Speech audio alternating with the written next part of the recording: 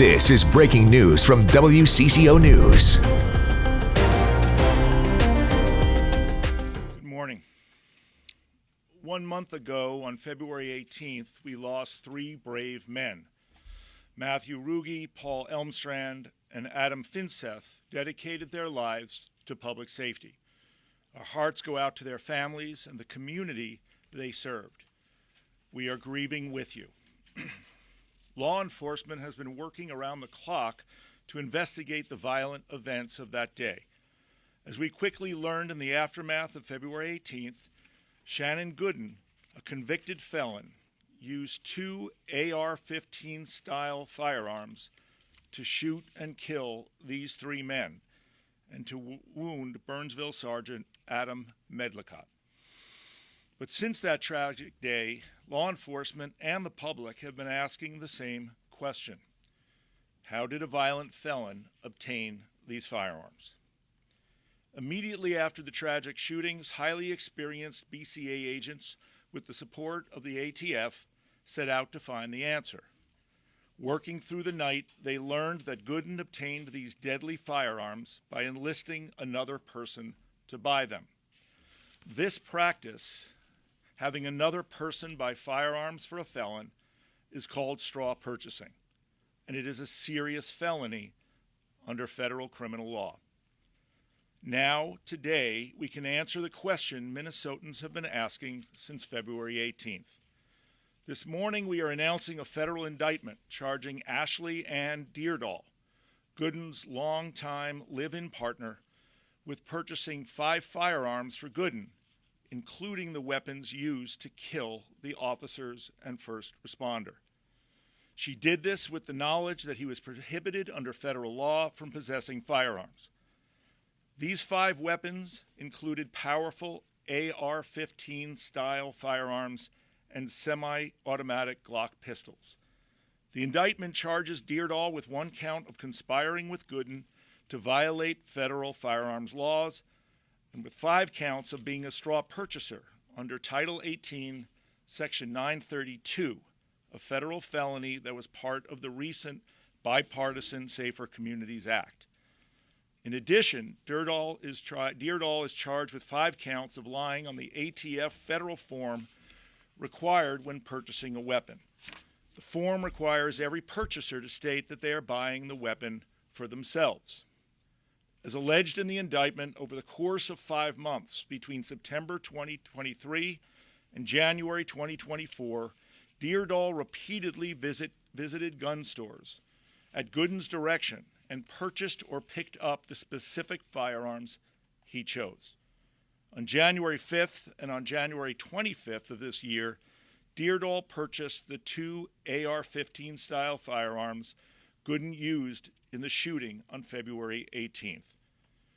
The indictment makes it clear that Dyrdahl and Gooden knew exactly what they were doing, that he could not purchase firearms because he was a convicted felon.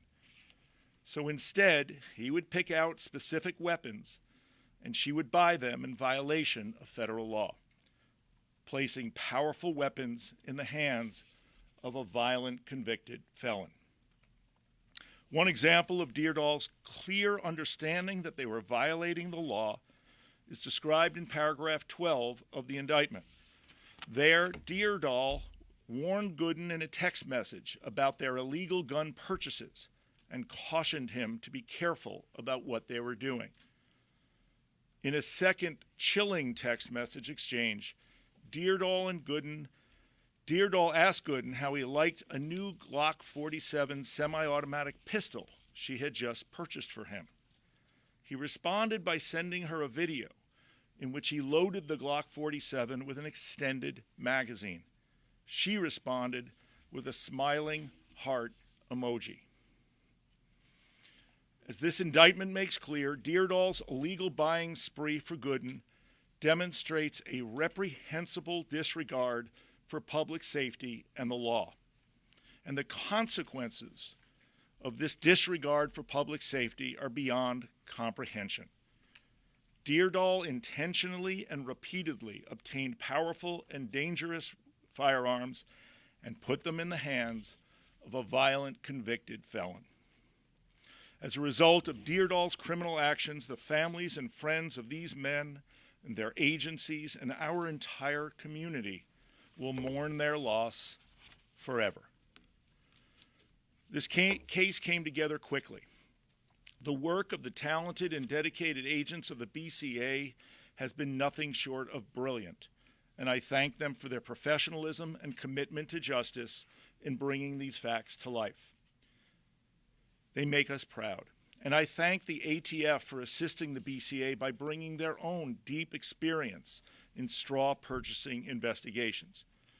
I am grateful to stand with the BCA and the ATF today to announce these charges.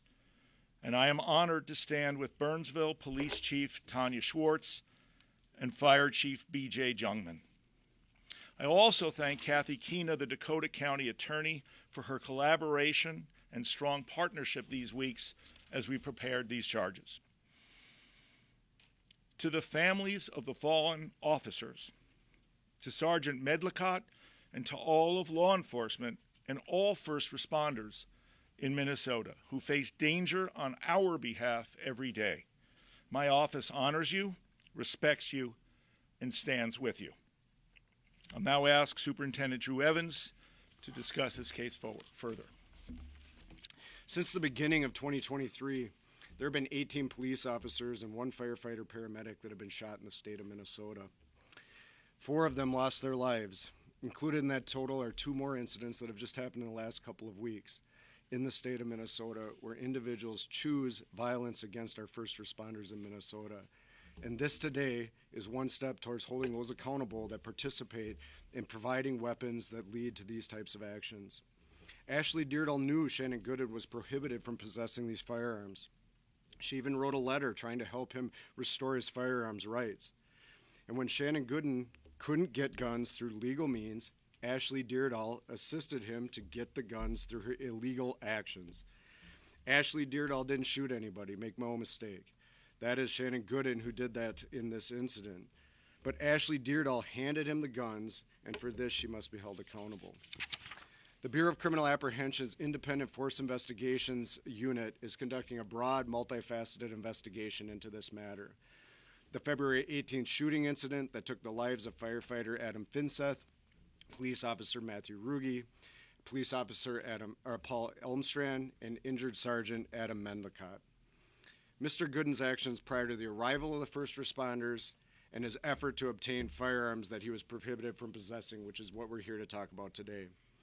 Our work on the shooting incident is ongoing, and his actions earlier that day are ongoing, and as a result, we can't get into further details about that very active, ongoing investigation. But we already know where he got the firearms that were used that day, and that's from Ashley Dyrdahl. So we've broken off that portion of the investigation, the straw purchase, and we are grateful for prosecution at the federal level for that portion of this incident. This occurred after consulting with the Dakota County Attorney's Office and the United States Attorney's Office to bring the most appropriate charges at this time with the information that we know. One of the firearms Ashley Dyrdahl purchased was one with a binary trigger, enabling the gun to fire when the trigger is both pulled and released, increasing the rate of fire. Without Ashley Dyrdahl's help, Shannon Gooden would not have had the firepower he had at his disposal on that day, and hopefully we would have had a less tragic result.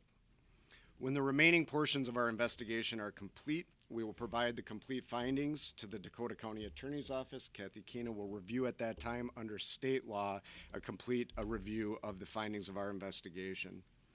Our Independent and Force Investigations Unit has been working nonstop since February 18th to complete interviews, analyze evidence, review video, do analysis of evidence collected from the scene in our forensic laboratory. But this work will take some time, and we ask you for your patience as we continue that work. There will be a complete accounting of the incident, the facts that led to what happened that day, and the incident in its entirety, but that will come down the road. In 2007, my office charged Shannon Gooden with second-degree assault, a crime he was convicted of in 2008. Because this is a crime of violence, he was prohibited from possessing firearms. That prohibition continued after he was discharged from probation in 2013. In August of 2020, Mr. Gooden filed a petition to have his gun rights restored. My office opposed the petition. The court sided with my office and denied it. Tragically, the efforts of my office were negated due to the actions of Ashley Dyrdahl. Ms. Dyrdahl was well aware in 2020 that Shannon Gooden was prohibited from possessing firearms because she filed an affidavit in support of his petition for restoration. As she stated in her affidavit about Mr. Gooden, and I quote, "Family is everything to him, and that is why these rights are so meaningful to him. He hopes to one day own his own home, and protecting that home involves having these Second Amendment rights." In retrospect, it was the 7 children in his home that needed protection from him. Ms. Dyrdahl is the reason why he had an arsenal of firearms in his possession that ultimately resulted in the murder of 3 of Dakota County's finest and the injury of another as they selflessly acted to protect those children.